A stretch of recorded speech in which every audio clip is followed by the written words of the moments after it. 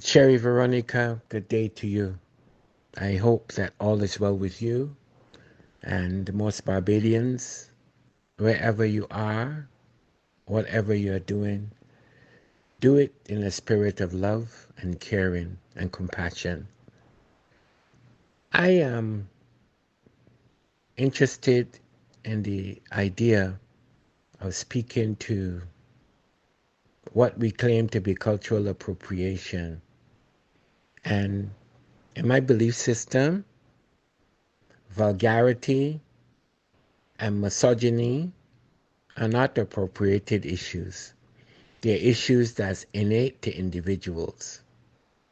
Crop Over Festival was meant to have a cultural impact on Barbados.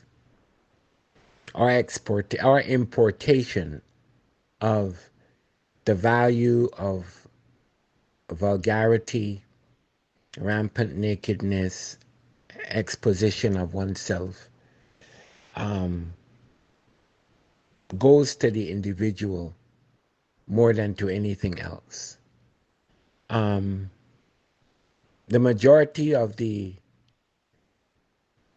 inept behaviors of individuals during crop over, it's not something that can be blamed on governments, although um, government has the ability to offer to Barbadian citizenry that, they can clean up their acts a little bit during the festival.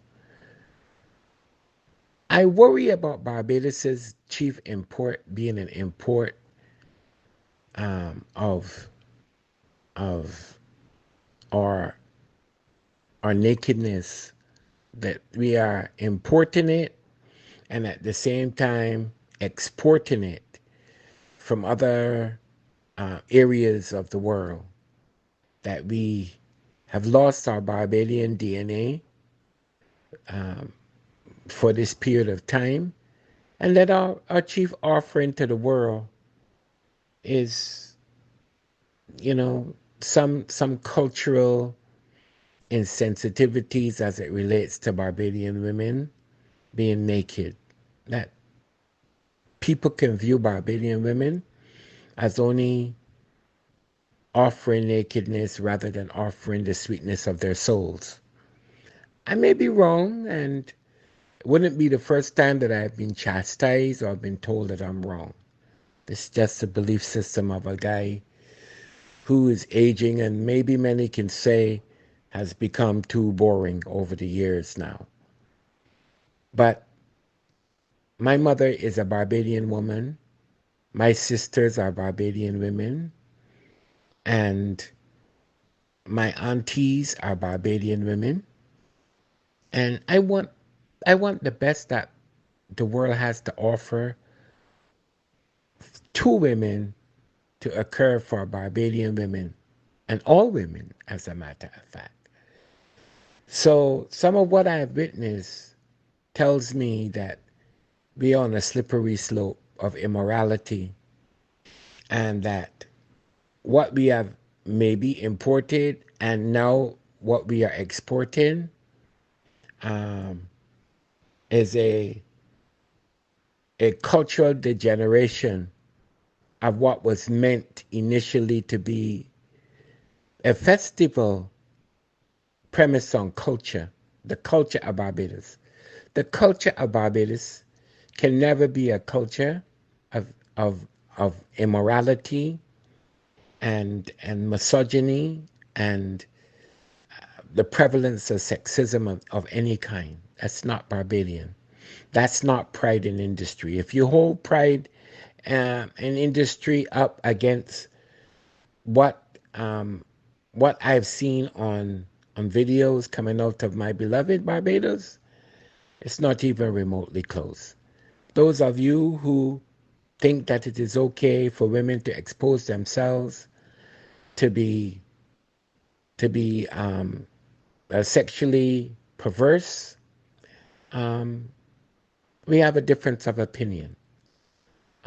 I hope and I pray that in the years to come that we can celebrate Barbados without being half naked, without being disgraceful, and that we want more for ourselves and our children and for the national pride of Barbados. We have people in Barbados doing spectacular things. Um, Spectacular things. We have a young lady getting ready to run in the 400 meters race here at the Olympics in France. And what an amazing soul she is. What a decent human being she is. And she's quiet but dignified. Let's celebrate our dignity and let's celebrate our pride. The first word in that motto is pride. And we did things so beautifully well. Let's not go back to the degeneration of our past and situations where we may not have had choices. Today we are blessed to have choices. Let's live up to the better in ourselves and not the degenerative worst that we could be. Thank you. Morning, brothers and sisters. This is Vic. We have come so far as a people, and we cannot be distracted by the sleight of hand and by those who intend to push us back into chattel-sea and diminish all the progress that has been made for us, all the freedom fighters on whose shoulders we have had to stand over the many generations to ascend to positions of decency. What is on my mind this morning is completely to do with the Krapover Festival and its intentions. The intention of a festival such as Krapover was to highlight our cultural excellence.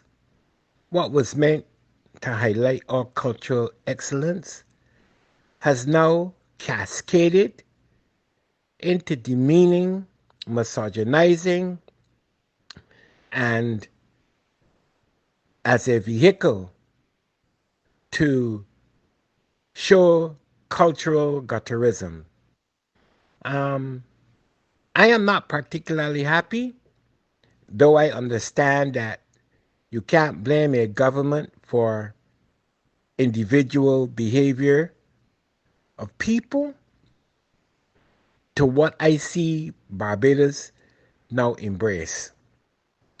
I don't want us to embrace anything that does not represent excellence or the intention of excellence.